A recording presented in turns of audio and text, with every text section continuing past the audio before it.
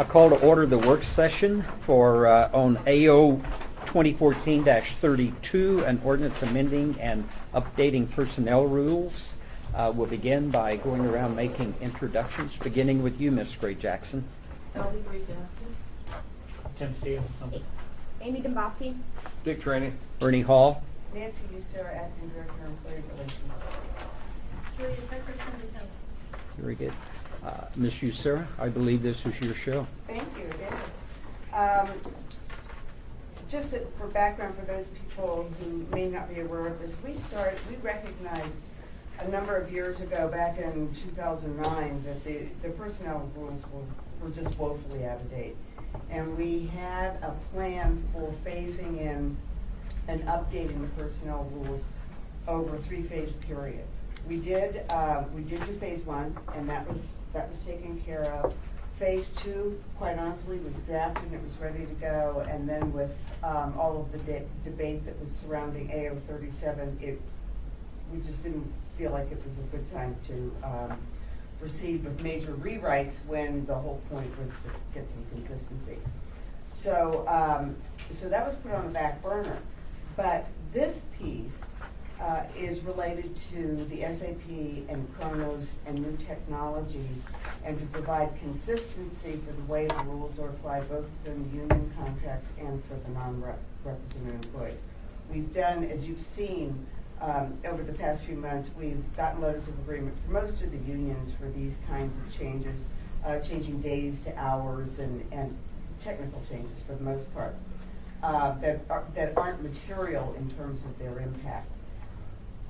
This does do a couple of other things. The personnel rule package that we introduced that was on the agenda at the last meeting was the package that was provided to the Human Resources Advisory Board, which is a group of citizens who come and advise us on our proposals, as well as the Personnel Rules Committee, which is an elected group of non-represented employees who review the rules and then provide their input.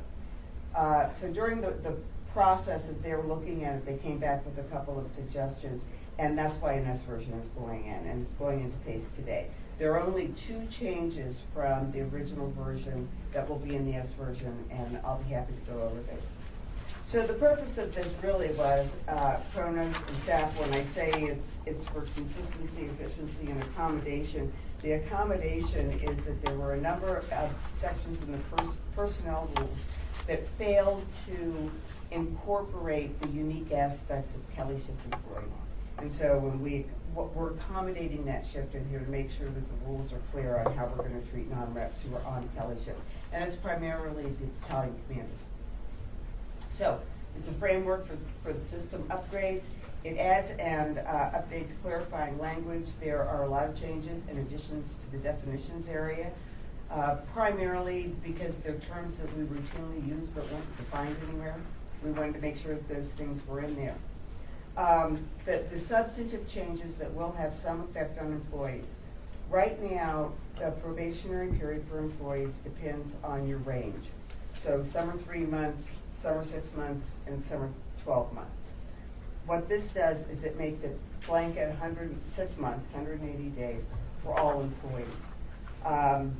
It's a much easier way to manage the workforce. You don't have multiple rules they have to comply with. Employees would still receive their evaluation and a merit increase ordinarily at the end of their probationary period, if they are eligible. Standard anniversary dates. One of the reasons that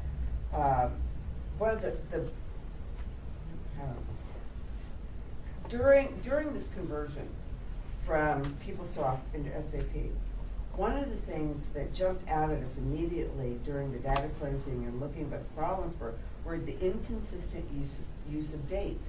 And when somebody's date of hire is used as the system of record, you have all of these other events in their tenure with the city that are hedged to that date. For example, their probationary period, their leave accruals, their merit increases. And if those dates aren't right, and if they aren't managed consistently, what you have are the potential of pay errors. And that's one of the reasons that we're moving forward with these changes, is to eliminate as many pay errors or retro payments as possible. So what this says is it says your date of hire is your date.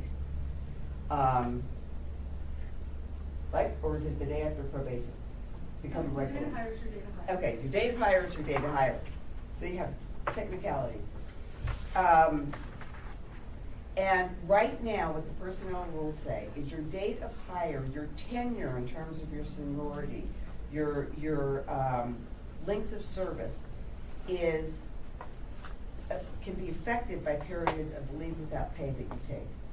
So, say for example, you've worked the last 12 months, you take 30 days of leave without pay, and all of a sudden, all of your tenure, seniority, everything else is reduced by that 30-day period that was associated with leave without pay.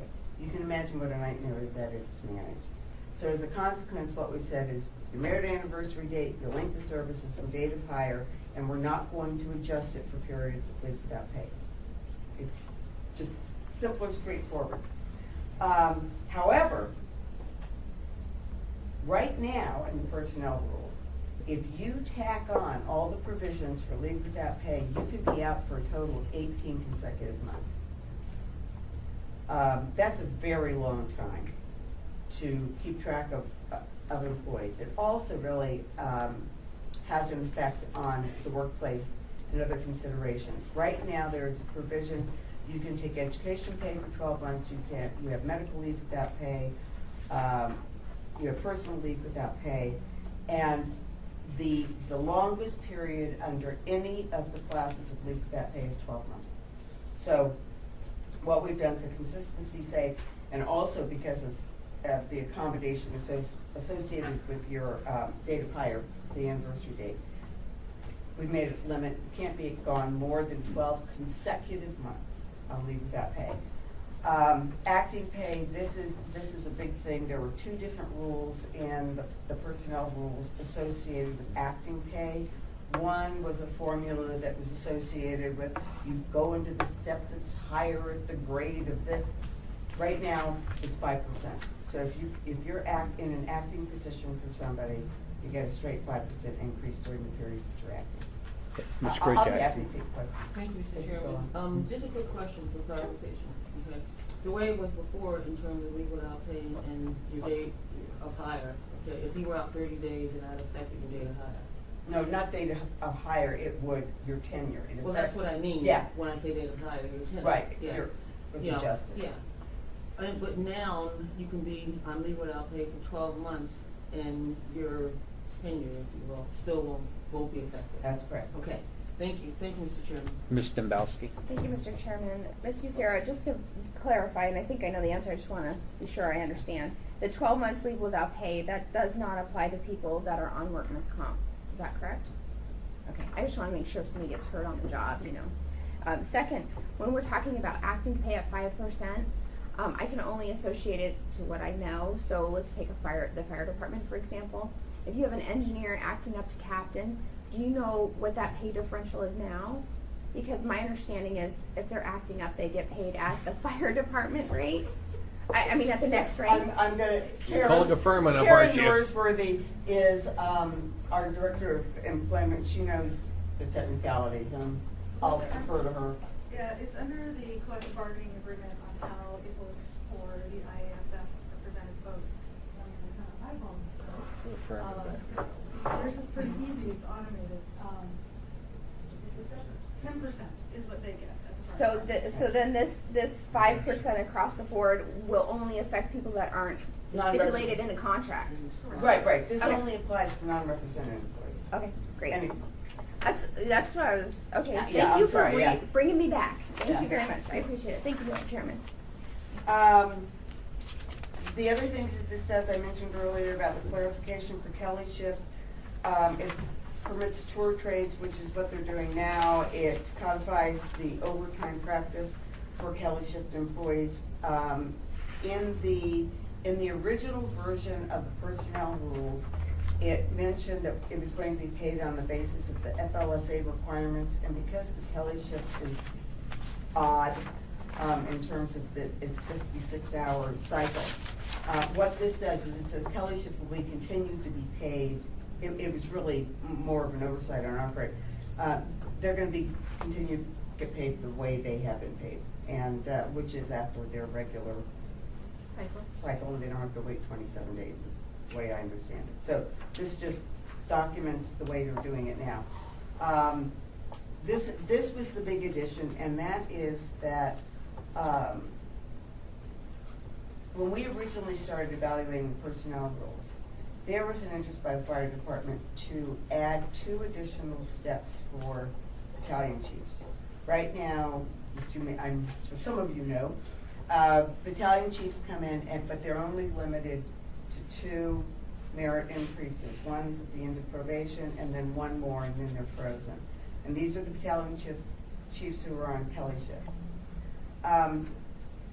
It's been very difficult for the fire department to get people to leave the union and come into these leadership positions with the Kelly shift schedule, because frankly there are many benefits in the union because of all the paid premiums and that sort of thing that aren't available to non-represented employees. So they had asked us a long time ago, and it had been on our list of things to do.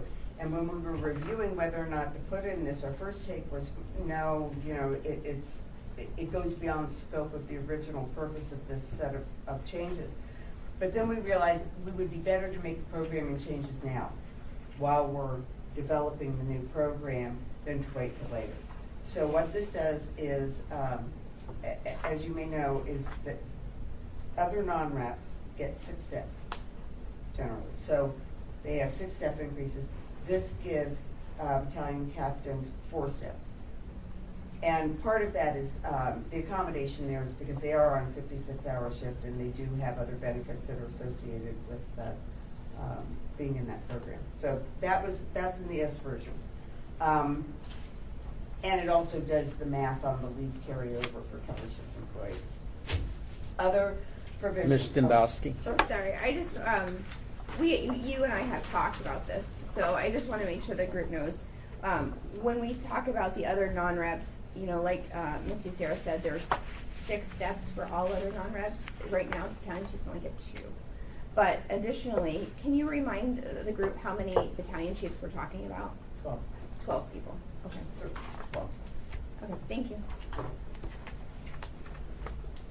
Yes, and handed out with your packet is C for what the costs would be associated with those increases.